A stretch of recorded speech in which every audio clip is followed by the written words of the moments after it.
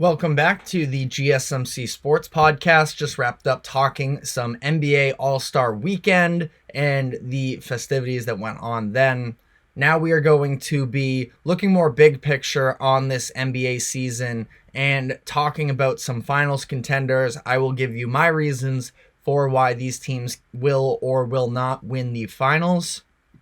So I have two different tiers of contenders right now. These are similar to the power rankings that I did the other week.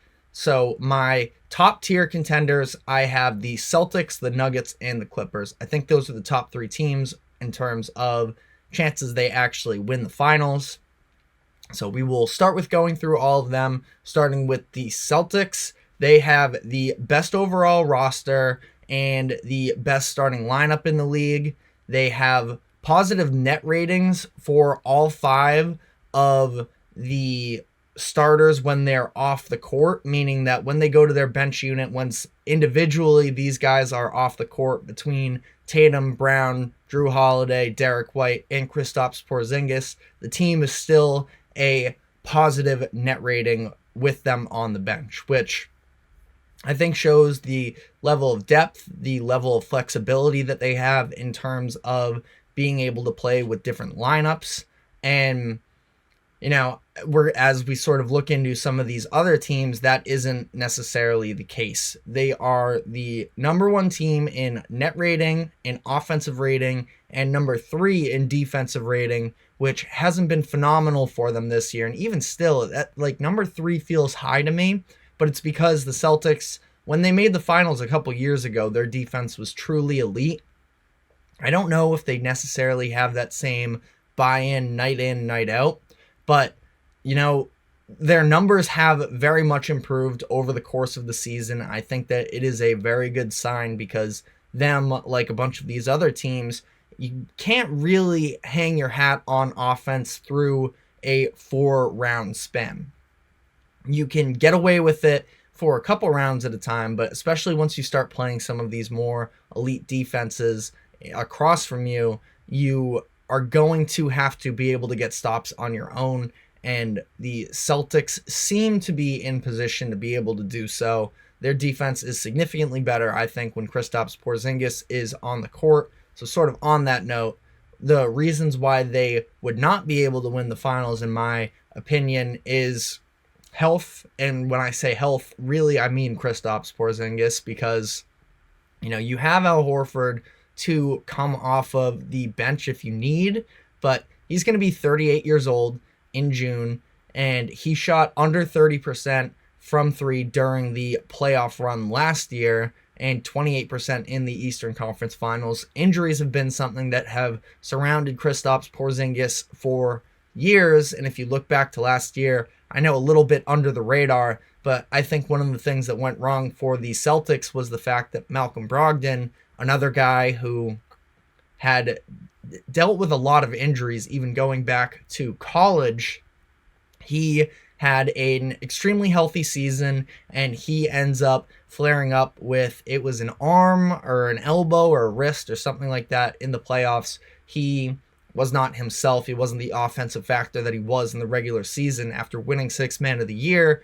So they end up losing him for a lot of that, and as a result, their offense definitely felt it in the playoffs. Kristaps is even more valuable than Brogdon was, and he does so on both sides of the floor. So, and you just see when you watch the Celtics, they are a significantly different team when they have Kristaps versus when they don't.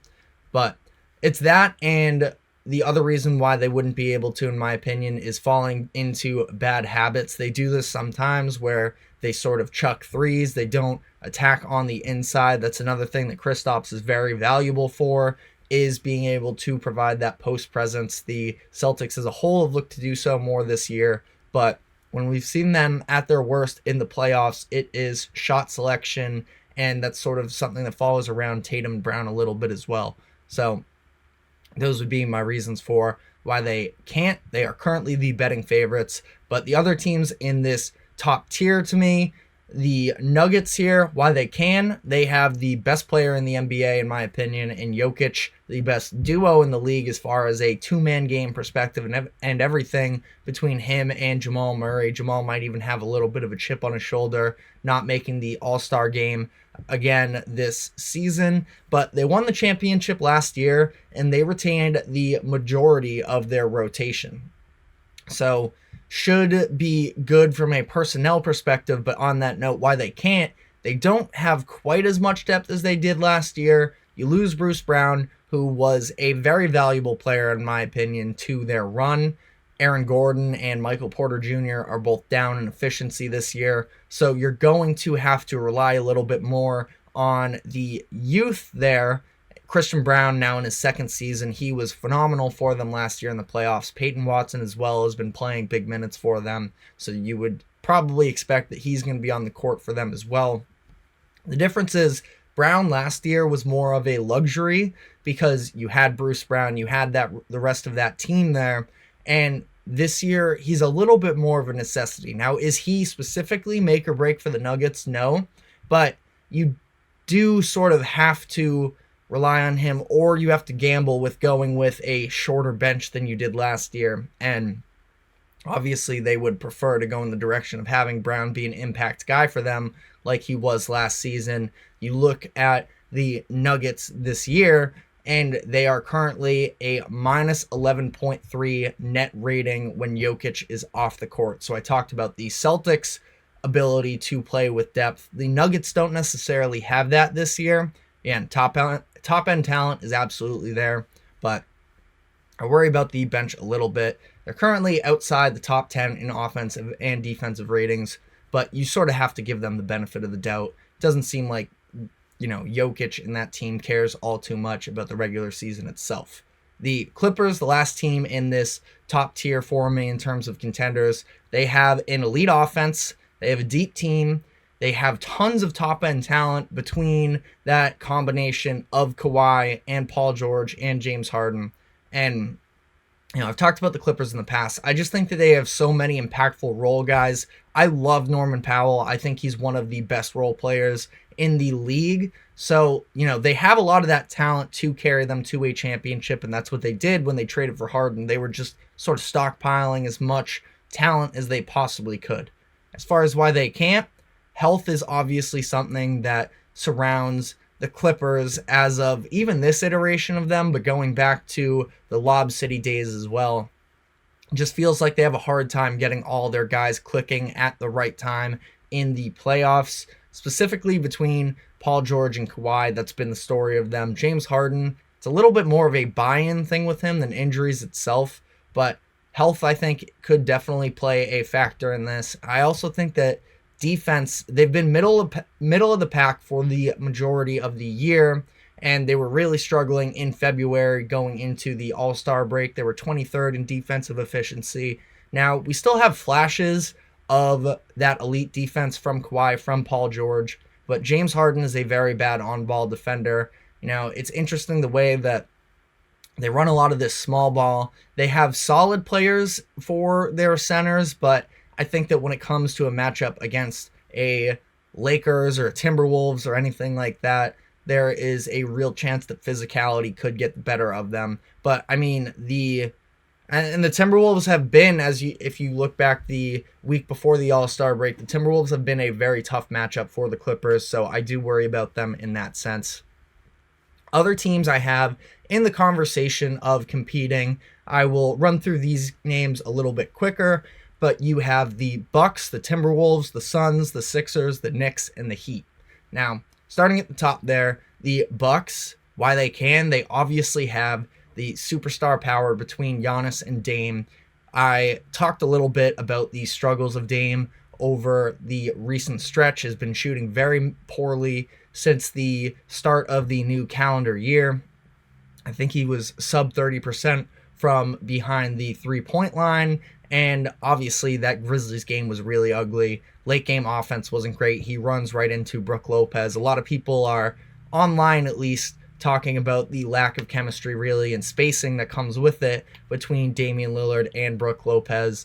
Interesting. I don't really know if I buy into it. This is still a new pairing, between Dame and the Bucks. So there's still time for them to turn this thing around. Their offense was great for the majority of the season, but I do expect them to sort of get things right more after really staggering as of late. As for why they can't, the coaching uncertainty is definitely a factor. There's a little bit of a lack of team chemistry, it seems like. I just talked about the Brook Lopez, Damian Lillard argument there. But I think just as a whole, sort of guys getting yanked around in the rotation. It's going to be interesting to see how Doc Rivers chooses to utilize his assets down the stretch of the season. I have been a big Andre Jackson guy. I think he's capable of playing very good defense, very valuable defense for a team that needs it on the perimeter. And you're going to be facing some really good perimeter guys in order to get to the finals through the Eastern Conference. So I think that he could be valuable, but instead it seems like it's been more so some Jay Crowder minutes, who I think his best years are behind him a little bit, but I mean, he's been around the league for a while as the opposite of Andre Jackson. So we'll see there. AJ Green's been getting minutes as of late because he's a nice offensive spark as well for them.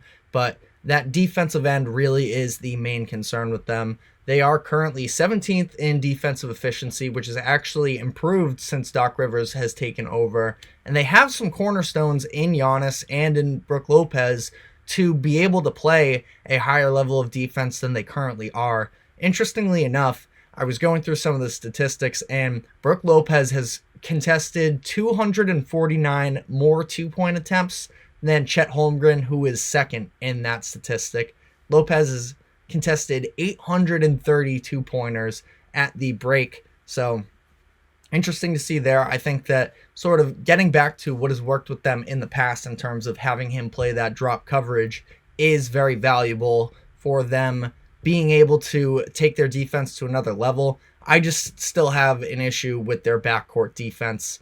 And I think that between Malik Beasley, between Damian Lillard, and whoever else they want to throw out there, I think that Pat Connaughton's been going through a pretty rough stretch as of late. I just don't think they have those impact guys on the defensive end, and they're going to be very reliant on offense to get to the finals, to win the finals.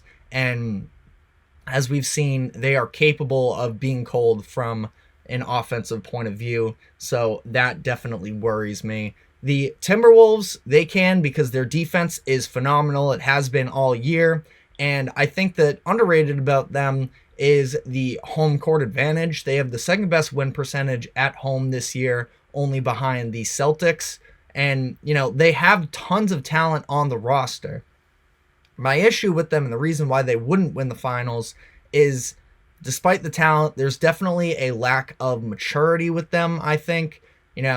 Edwards, not that this is the biggest deal, I want to preface that now, but he was practicing banking in free throws. He did that in the Trailblazers game right before the All-Star break. He talks about what's next for him is getting the lefty jumper down. He's trying to chase Jordan in that sense. He's just having fun with it, so it's not like it's a huge deal, and it's not a concern that I have for Anthony Edwards as a player, because I love watching him as a player. But, I think that there's a little bit, if you look at just the interviews between the Anthony Edwards on the Timberwolves versus some of the guys on the Celtics, there's just the Celtics are more so very much bought in on the idea of a championship. Some of these Timberwolves guys are more so just arriving now.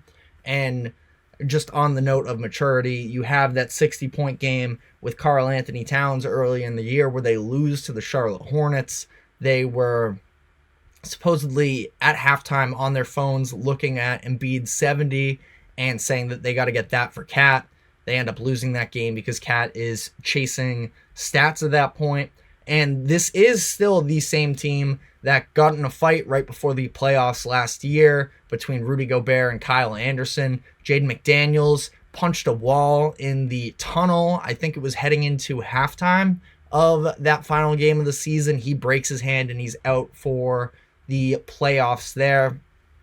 I do worry a little bit about the maturity of this team, and also late game offense is something that has been a little bit of a concern for them this year. They're 14-9 in clutch games. this season, so it's not like they have a bad record or anything there, but their offensive rating is 20th in those minutes. That is something that it feels a little bit awkward in those moments. A lot of ISO, not a ton of passing. I mean, Jaden McDaniels, I don't think is a very good decision maker with the ball in his hands, and I don't know. I think that it definitely, again, the results haven't been horrendous, but it never really looks great to me. Now, the Suns, very different core than they had a couple years ago. Reason why they can, it's that top-end talent, obviously. Booker, Beal, Durant. Booker and Durant, as far as mid-range shooting, they are second and fourth in most attempts this season, shooting 49 and 47 splits respectively. They're both tremendous at getting to the rim as well and finishing there. They're getting a very good year from Yusuf Nurkic, who's actually been healthy for them. He's super active as a screener and a solid decision maker as far as coming out of those roles. He is tied for third in the most screen assists per game this year. So I really like what I've seen from him. Reason why they can't, they're top heavy and they have health concerns.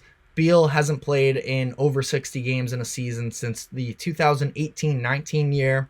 They made the playoffs once since then, and they got beaten badly in 5 games there, including a game where Joel Embiid didn't even play in that final game. Scored 30 points per game, but he shot very poorly from 3, 21%, and had 4 turnovers a game. Obviously a smaller role on this Phoenix Suns team, but I do think that, it's a lot of ISO heavy with this team. And as far as my concerns, I think that also not having a point guard, a real point guard to run the offense for them, it's a lot of taking turns. It's a lot of ISO ball. I think that it is possible to expose that defensively in the playoffs. Last couple teams here, the Sixers, I felt obligated to put them in this, but I really don't see them winning the finals or being a true contender.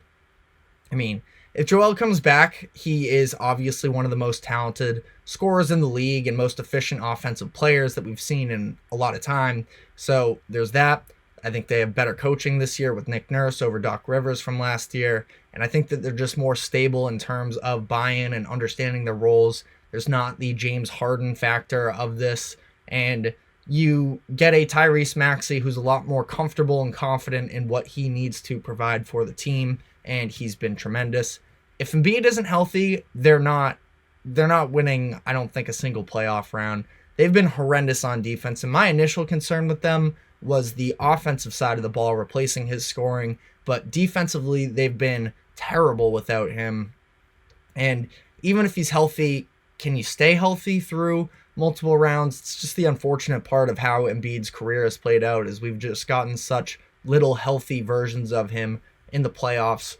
Last couple teams here, the Knicks, anytime you set limits on Jalen Brunson, he exceeds them, and I could see him going superhuman mode to help elevate them. They did a great job of acquiring talent throughout the course of the year. Adding the scorers and the bench pieces in Bogdanovich and Burks. OG Anunoby is a crazy difference maker. We'll get sort of into him. The defense has fallen a bit as of late, but I still think that they are really elite when they are fully healthy, and they were also sort of going through a transition with making these different moves, and I think that takes a little bit of an adjustment period. So OG has also been injured, should be back early to mid-March. I went through some of the on-off differential with him since just coming to the Knicks. Now, he's only played 14 games, but the team is plus 31.2 net rating when he is on the court. That is significantly the highest in the NBA. Jokic is 20.9. Opposing teams score 23.6 less possessions per 100. 23.6 less points per 100 possessions with him on the court. Now again, only played 14 games so far this year, but the defensive impact this guy has is so valuable to a Knicks team where that's where they sort of have their calling card. As for why they can't, I mean, like I said, I love Jalen Brunson, but they really don't have the same level of star power among the rest of the contenders. He's not on the level of Giannis, Embiid, Tatum, probably even probably even Jimmy Butler as well. And I've said it before, I just really don't trust Julius Randle. He's made the playoffs twice in his career. The first time was in 2021. He averaged 18 points per game on sub 30% from the field, 33% from three when they lost in the first round. And then last year, where he was dealing with an injury, but he averaged just 16.6 points per game on 37 and 26 splits. So it's just a little bit, they're a very fun team and very competitive. As a Celtics fan, I don't want the Celtics to play them, but putting it all together for 4 rounds straight, I just don't see it with them. And then finally, with the Heat, why they can, Heat culture. Like, it's a joke, but also it's something that is a very prominent thing. They just, when you see that logo, when you see Eric Spoelstra on these sidelines of these playoff games, you do trust them. And you have Jimmy Butler leading the charge there, who, he was Superman during those first couple series. He averaged 37 points per game against the Bucks when they dismantled them. So I also think that Bam Adebayo is one of the most underappreciated stars of the league. As far as why they can't, they haven't looked good this year, but they didn't last year either. They just win ugly games. They sort of drag you into the mud and they beat you there. And, I'm scared of them, honestly, because you just never know with that team, with that leader, both the leaders really between Spoelstra and Butler. They're always going to be a scary team. I feel like I shouldn't have them as a contender based off of how they've looked this year, but I have seen this play out before. So that is what I have as far as contenders. I did not have teams like the Thunder, like the Kings, like the Cavs in there. All very good teams as well, but I don't see it with them. And, I can talk about that more in depth at another time, but they are outside of my contenders tier right now. We are going to be taking our second break here, and when we come back, we are going to be talking about the NFL and some franchise tag decisions for teams this offseason, so stick with us.